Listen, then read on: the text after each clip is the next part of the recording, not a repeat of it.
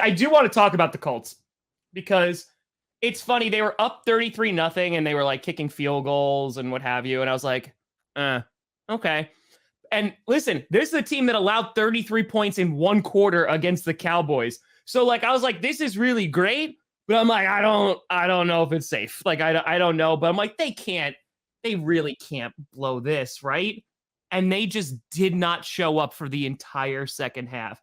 And like like Jeff Saturday needed to be fired directly after that game. Like they needed to lock him out of the locker room because it was funny last night. Someone goes, the NFL is rigged because the Colts lost. And I was like, please explain. Like, because the Minnesota Vikings, they're really driving in all the rating numbers, right?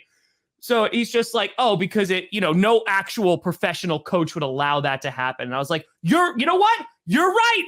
I agree. Maybe a guy with just high school football experience shouldn't be a head coach in the NFL. Just an idea. Yeah.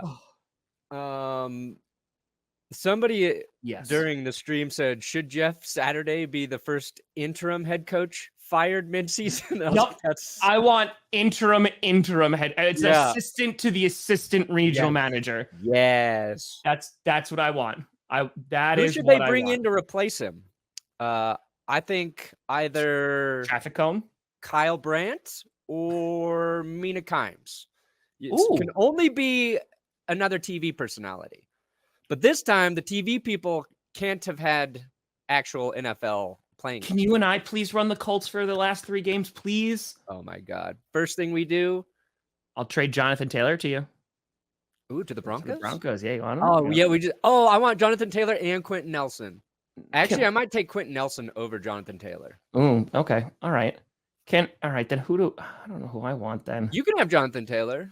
I don't need Jonathan Taylor. You want Michael Pittman? He would be. You know what? Oh, yeah. You know what? I'll take Michael Pittman. Yeah, I'll take Michael Pittman. And then I will take Mo Alley Cox just for the name. That just makes sense. Yeah. No, that makes a lot of sense. Yeah. I could give you Matt Ryan if you want instead of Russell Wilson. No, thanks. You sure? Yeah. Matt Ryan's got a little bit of a turnover problem. So he's like Jameis Winston, but without any of the excitement. At least things are being scored. Like at least touchdowns are being scored. Wolf. It's just he's just throwing interceptions. So it happens. Coach. But honestly, like this was embarrassing. Like this is like one of those defeats that the Colts have had multiple times too. And like again, you have the Cowboys game, which they scored 33 points in one quarter, and that game was actually close. And then you have this, and it's just like at some point you're like, Matt Ryan, I'm so sorry. I'm so sorry because like I feel a little bit, and listen, I know he's made millions of dollars and what have you, but like, this is bad. This is just like, he needs to, if this doesn't make you retire, I don't know what does. Yeah. But honestly, I mean, Tom Brady played worse this week. I mean, he played well for a good first half, and then the second half was just not good. Yeah, you could say the same thing about Matt Ryan. The whole Colts. But Kurt Benkert should be. Oh, you know what? We'll sign Kurt to the Colts.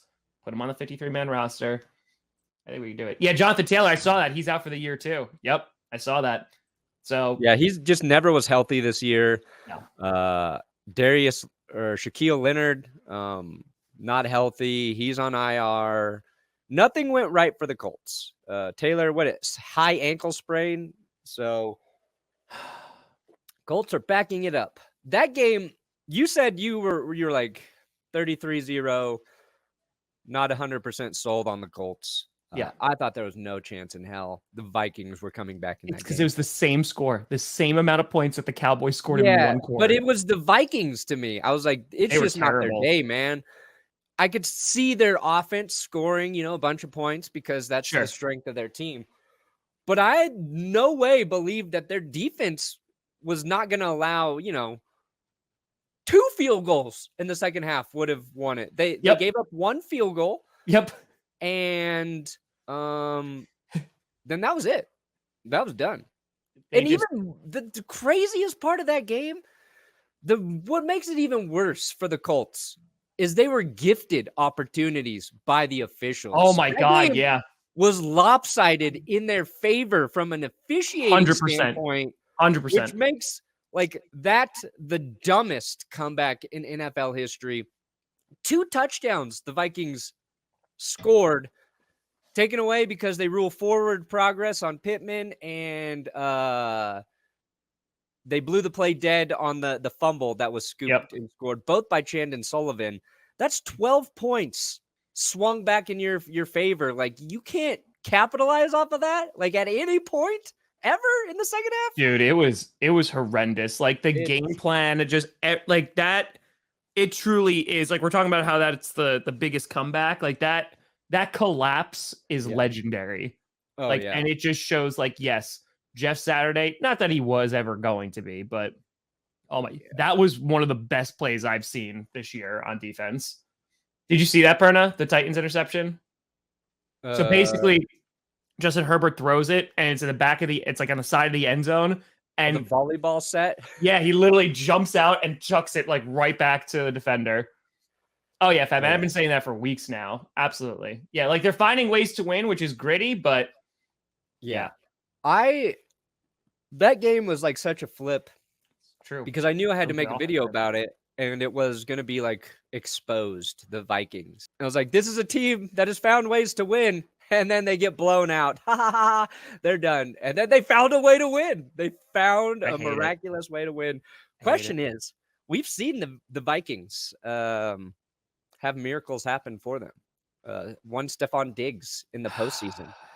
Did the Vikings waste their miracle too early? Because I don't think they're getting another one, and I think they're going to need one to go. Here's what I want, Brandon. I was talking about this last night. The Lions, they have a gritty win over the Jets, right? Oh, don't worry. We're going to talk all about the Patriots. Don't you worry.